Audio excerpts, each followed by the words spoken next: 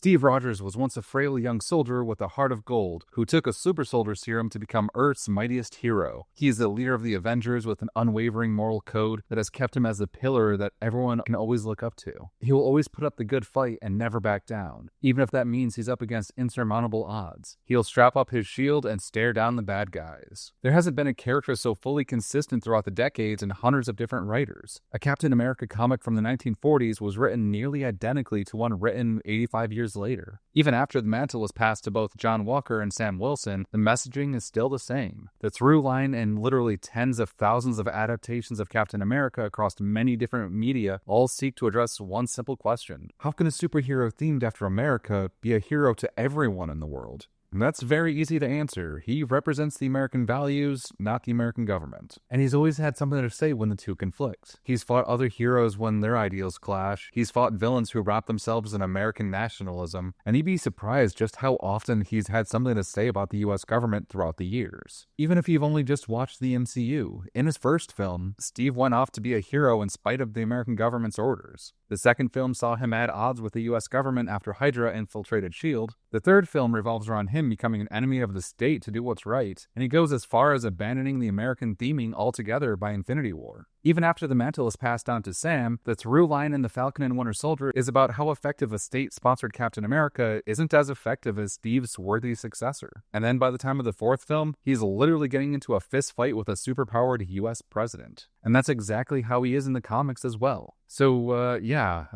don't know how to break this to you, but spoiler alert, Steve Rogers is very political, like, since his inception. And while real-world events happen around the comics, with a sliding timescale and everything, he's never changed and confronted dark topics in American history head-on. So, anyways, let's get into it. One of the most widely known facts about Captain America's first appearance in Captain America Comics #1 is that it hit shelves on December 20th, 1940, an entire year before the bombing of Pearl Harbor. And right on the cover is Cap clocking Adolf with a right hook. We can look at it now with modern eyes and acknowledge that Steve's knocking out one of the most evil, despicable human beings to ever defile God's beautiful earth. And yet, think about it during the time that it was released. That stain on history had risen to power, despite being unelected, to rule a sovereign nation that America had not declared war on. That was actually a very revolutionary statement to make at the time. In December 1940, the Night of Broken Glass had already happened. Germany already invaded and conquered parts of Poland, Denmark, Norway, Belgium, Netherlands, Luxembourg, and France. Britain was already under siege, and on the other side of the globe, Nanjing was being massacred, and Japan had already seized much of the Pacific. Captain America taking a stand against fascism wasn't in a vacuum. A survey from Life magazine in the summer of 1940 found that over 2/3 of American people believed that a German-Italian victory would endanger the United States, and that almost 90% supported arming the US to the teeth at any expense to be prepared for any trouble. Yet, much of the conversation was still being led by non-interventionist lawmakers. President Roosevelt still called for staying out of the war after Poland was invaded, and even after France fell. But news of what was happening overseas was getting too loud for the American people to ignore. This is why Captain America punching Adolf in the jaw resonated with so many people. The desire to do something, to go be the hero, to save the day was felt by so many Americans. This wasn't just something made for kids. Cap found an adult audience more than most comics of the era. The first issue sold out in days, and the series sold more than even news magazines at the time. Captain America's creation was consciously political, and the people loved it. Granted, Captain America heading off to war didn't actually happen in the stories for a bit. It should be noted that despite how the cover art would imply, Private Steve Rogers and regimental mascots Bucky Barnes wouldn't actually fight troops of the Axis powers overseas until issue 18 released in 1942. Before then, they were more focused on hunting spies in the US. Just a little something I noticed going back and actually reading these old comics for you guys. To us, we know that Cap would go under ice before the end of the war, and wouldn't come back until Avengers #4 in 1964. So it was actually retconned that every appearance of Captain America between Victory and Europe Day, which would be Captain America Comics #49, until Avengers #4, were other Captain Americas. Just ignore the fact that they're all still called Steve Rogers in the actual comics. We have who would later be revealed as William Nasland, who would also be known as the Spirit of 76, finished out the rest of the World War II stories that were told after it had ended in the real world. Jeffrey Mace, who had already been the Patriot and the Human Torch comics, took on the more espionage missions after the war, and the 2 issues of Captain America Weird Tales. Then there's William Burnside. So remember how Cap used to be envisioned as more of a superpowered spy hunter instead of the superhero we think of him as today? In the 1950s era of the Red Scare, Cap was used to hunt down communist spies in the 3-issue Captain America Commie Smasher. This Cap acted completely out of character. Again, it was retconned to be Burnside impersonating Steve Rogers with a knockoff serum, but still. He's doing things like hunting down suspected communists in the United States without orders from anyone, killing them with glee. He even unleashes a dragon on the people of China and cheers it on. Don't get me wrong, Cold War politics was tricky, but there's a clear line between viewing communist countries as adversaries, as at the time we had just fought them in the Korean War, and attacking Chinese people, saying real America never turns red, and then calling them, and I quote, yellow scum. It was despicable, even in its own time, and it ruined the Captain America image until the real Steve Rogers returns 9 years later. And not to jump too far ahead of myself, but it's not too surprising that Burnside would later reveal to be the superpowered leader of a hate group and call himself the Great Director, and that the real Steve Rogers would later take him down. Okay, so for this section, we're just going to speed run through major events in the history of the Captain America comics, and I bet you've already probably picked up on it. It's always had a real-life political event that it's holding a mirror up to. Starting up first, Captain America 117. Steve Rogers meets, befriends, and allies himself with Sam Wilson, a counselor from Harlem. Steve sees Sam's desire for revolution on the fictional island that they were both captured on, and Sam becomes the Falcon. Not for nothing, but this also follows the unrest after Martin Luther King Jr.'s assassination, the push for the Civil Rights Act in 1968, and the Fair Housing Act with it, with Sam's hometown of Harlem being key in both of those. Captain America 126. The police frame Falcon for a crime and Steve goes to prove his innocence. Also included is the Diamond Head Gang, a thinly veiled allegory for the black supremacist groups, an Italian mob fighting for Harlem. Both Steve and Sam stop them and say that fighting like that sets everyone back. And just to point it out there, it's Sam Wilson's second story, and he's already wearing the Captain America suit. Granted, it's so he can escape the building, but still, it's great foreshadowing. This also marks Sam Wilson as the second black superhero in a mainstream comic, after Black Panther, and the first superhero of African-American descent. He's also the first black character with his name in the title of a major series, with his name now appearing alongside Captain America's and Captain America and the Falcon number 134. Avengers 89 to 97, the Kree-Skrull War, and the Avengers' role in assisting is a mirror of the U.S.'s involvement in the Arab-Israeli War, with the moral of the story being politics of war is messy, just focus on trying to do the right thing. Captain America and the Falcon number 169. The Watergate scandal blows up after the evidence of the tapes being damning evidence for the president's involvement. This also starts the first Secret Empire event in the comics. It reaches across nearly every single title at Marvel at the time, and it's about the Secret Empire trying to take control of the country with the help of the Committee to Regain America's Principle, a not-so-subtle reference to the Committee to Re-elect the President, or CREEP. Marvel abbreviated theirs to CRAP in response. Captain America and the Falcon number 175. It's strongly hinted at, if not outright confirmed, that the Secret Empire's number 1 was actually the same person as Watergate's unindicted co-conspirator number 1, President Nixon. Captain America and the Falcon number 180. Just after Richard Nixon is forced to resign in disgrace from office and President Gerald Ford takes office, Steve Rogers now takes up the mantle of Nomad. Just as a quick aside for completionist's sake, and to finish off the lineup of the other Caps, Roscoe Simmons took up the mantle of Cap in number 180 and dies in number 183, and Steve quits being Nomad to go back to being Cap. Around this time is when they shorten the title back to just Captain America, as Sam is now more of an Avenger than just Steve's partner. I also kind of want to shout out how Steve never treated Sam as a sidekick, but a full partner. Not just because Sam's an adult, and calling him a sidekick would be kind of weird, but also the obvious racial dynamic. And oh boy, early sidekicks in comics have had a very long, very awful history of that. Stay tuned for that video. Captain America 231. As the backlash to the civil rights movement started getting worse, William Burnside reappears as a mix of a Klansman and a Nazi, spewing all the same disgusting rhetoric they did. Captain America 328 to 331, The Power Broker Saga, a fictionalized version of the Iran-Contra affairs contextualized within Marvel Comics as the United States government is using the power broker to sell augments to superpowered pro wrestlers and supervillains in order to fund their own superpowered task force called Freedom Force. And yet, in Captain America 332, all pretense of masquerading the scandal with fiction is dropped, and one of the reasons Steve relinquishes the mantle is because he's worried that they'll send him to go fight with the Contras in Nicaragua. He tells the commission, "I can't represent the American government. The president does that. I must represent the American people. I represent the American dream. The freedom to strive to become all that you dream of being. Being Captain America was my American dream." Captain America 333. The mantle is given by the Commission to John Walker, a much more edgy 80s action hero version of Cap. I know people treat John Walker as a villain, especially after the show, but he's not a terrible hero, just not a good Captain America. if that makes any sense. Captain America 335. With the moral majority now making widespread reform across America, Walker's first mission as Cap has him go to save Lamar Hoskins, who later become his partner Battlestar, from being lynched by a militia group called the Watchdogs, who are also trying to burn down a library with books they found immoral and offensive that are teaching things about evolution, sex ed, and abortion. Captain America 431. So, remember about a minute and a half ago when I mentioned sidekicks and racial dynamics?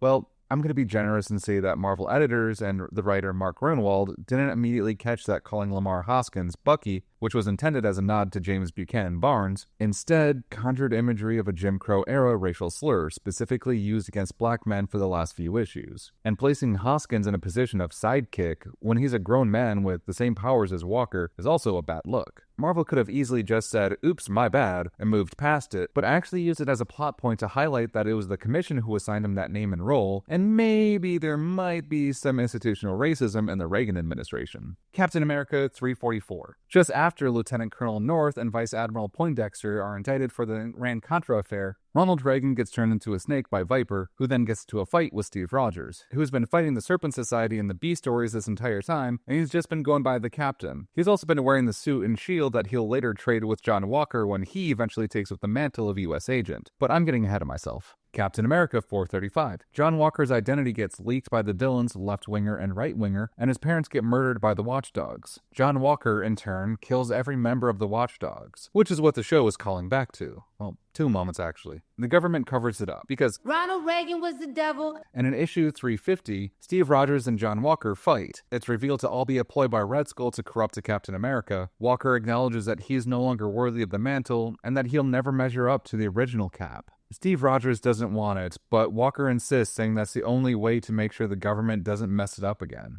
Like I said, he wasn't the best Captain America, and there were actually evil Caps who were much worse than him. And I mean, yeah, he was very easily manipulated by Red Skull into killing supervillains, and that's not great, and it's not the behavior of a Captain America. I mean, that's standard for Punisher or Wolverine, maybe, but not Cap. All I'm saying is that after he loses the mantle, he goes on a journey of self-discovery to try and better himself when he joins the West Coast Avengers. He also changes his name from John Walker to Jack Daniels for a while, because, I mean, sure. Captain America 372 to 378, The Streets of Poison story. Plenty of comics at the time had messaging for the war on drugs, so Cap had one too. They all usually just said, "Drugs are bad.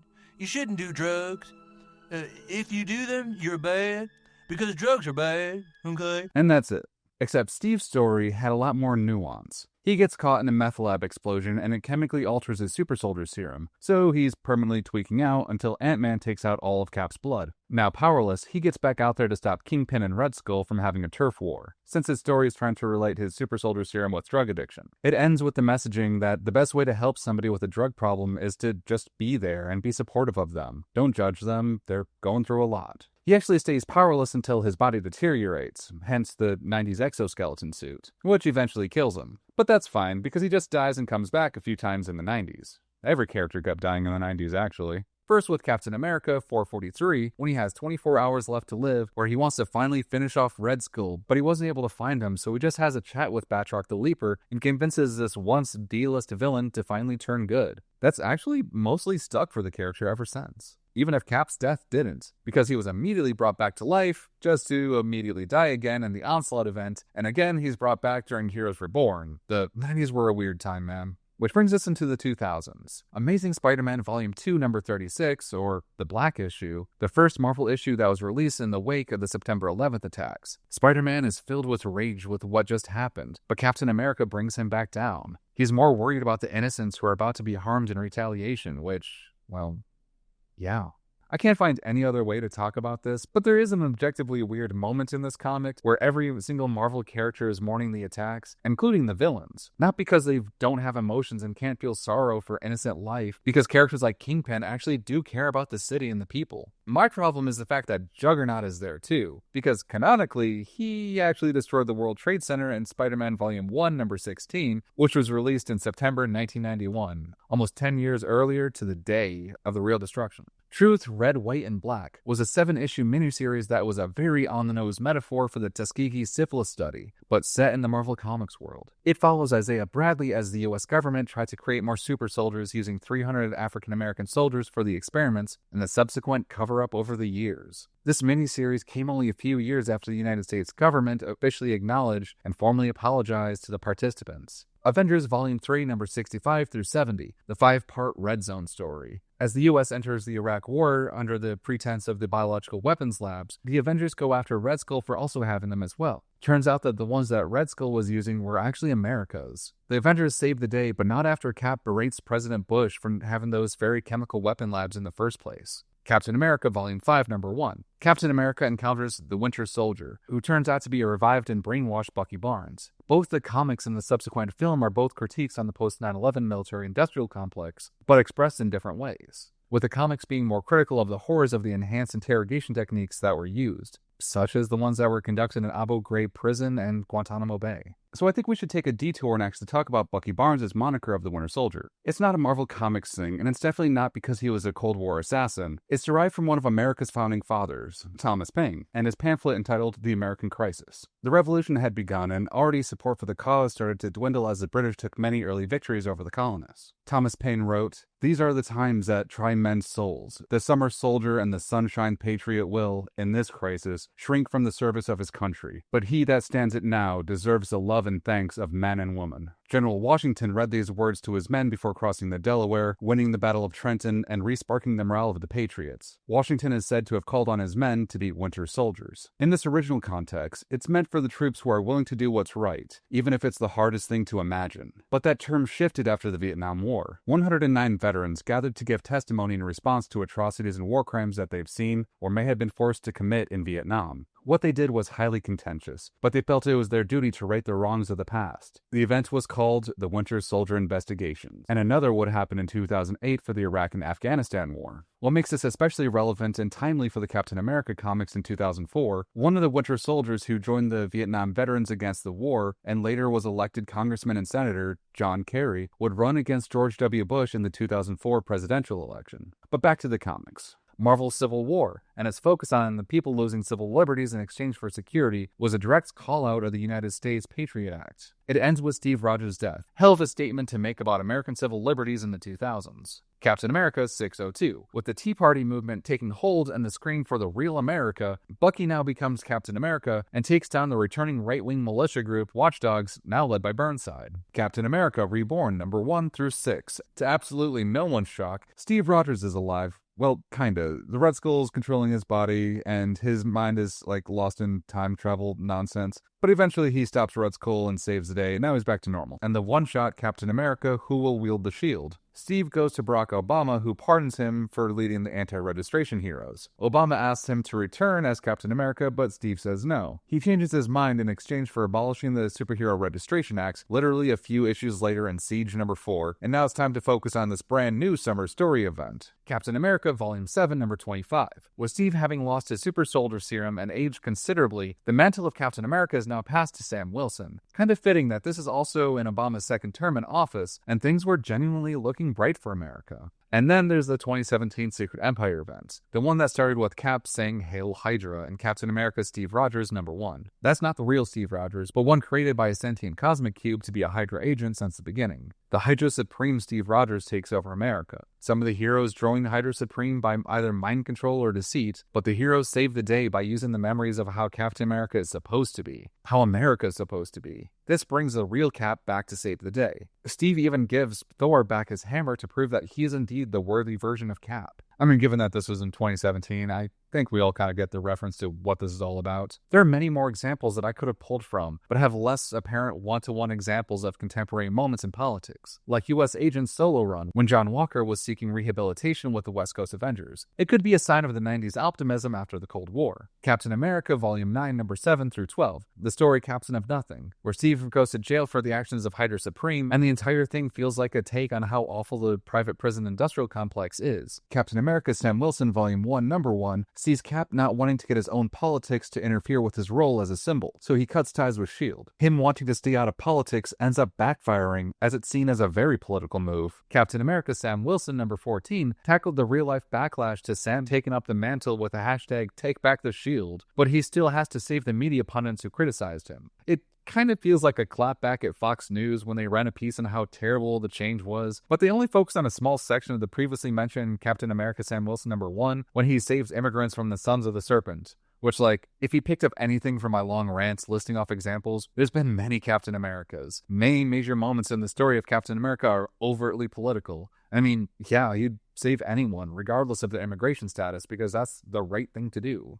Oh, I should probably mention the Ultimates universe Captain America, too. While the main universe Cap is much more liberal-leaning, the Ultimates version is definitely more conservative. Much more willing to work with the government to fight and kill terrorists. He's very open about his faith and reading the Bible. And Ultimates #12, he has that, does this A stand for France moment, which wouldn't make any sense in context as he's a World War II veteran who personally fought beside the French resistance. And in our timeline, it only makes sense in that whole France didn't want to invade Iraq with us, so America kind of treated them all as cowards, and that's how we got freedom fries kind of deal. And he also became the president of the United States in Ultimate Comics, The Ultimates #16. Yeah, here's the canonically conservative Cap. The back cover of The Ultimates #1 even confirms that he has the politics of John McCain. But if we're talking about multiversal Caps, we have What If's #44 story, What If Cap Were Revived Today? Well, today is in 1984. William Burnside is pretending to be Captain America and is running around spewing all his typical xenophobic filth on TV, gets into politics under those ideas, attacks celebrities' endorsements, this is from 1984 by the way, calls for strict ID rules specifically to stop illegal immigrants from working, joins the police to attack black protesters, fakes an assassination attempt to get supporters on his side, this is still from 1984 by the way, and now the country is under a fascist dictatorship where martial law is declared, ruled under the America First Party, and they plan on installing a new constitution so they can strip the traitors of their absurd legalistic safeguards.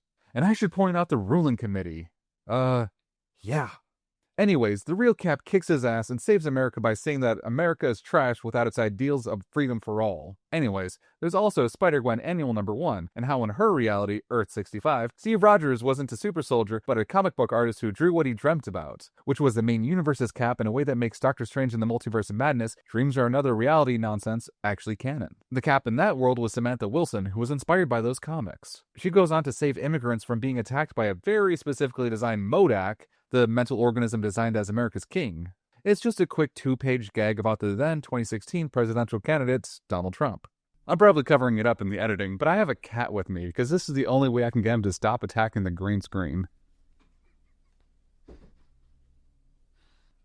You done? Are you done? He's not done. At the end of the day, Captain America is a symbol of American ideals and not the American government. It's the idea that America can be better for everyone. When Captain America was hunting down Nuke, a jingoistic super soldier and Daredevil #233, the army general that was holding Nuke tells Cap how much he regards him for his loyalty. But Cap famously responds with, "I'm loyal to nothing, General, except the dream." This has sort of been a motto of his and has been repeated in Captain America over Steve Rogers #15, Captain America Volume 9 #1, and Uncanny Avengers Volume 4 #3. But the line is pulled from a much longer version in Captain America 250 when they tried to make him run for president, which would have coincided with the 1980s presidential election, Ronald Reagan's first term. But Cap being loyal to the American dream is actually kind of confronted with Steve's inner monologue in United States of Captain America #1, when he says, "This is the white picket fence fallacy. That, if we're not careful, becomes nationalism, jingoism. That dream isn't real. It never was. Because that dream doesn't get along nicely with reality. Other cultures, immigrants, the poor, the suffering. People easily come to be seen as different or un-American. The white picket fence becomes a gate to keep others out. We're at our best when we keep no one out. A good dream is shared. Shared radically. Shared with everyone. When something isn't shared, then it becomes the American lie." So what does Captain America stand for? He's a champion for people who can't defend themselves. He's a hero to all and a soldier for no one. He's not the perfect soldier who blindly follows orders with an allegiance strictly to a nation whose values constantly shift. He's just a good man worthy of being the hero that all other heroes idolize. Not a perfect soldier, but a good man. But what do you think? I already know that the comment section is going to be totally civil, but were there any other examples of Captain America being political that I missed? Let me know in the comments down below. And if you enjoyed this week's video, please hit that like button and subscribe for more weekly content on comic books and nerd stuff. I've been Eric, and you've been awesome.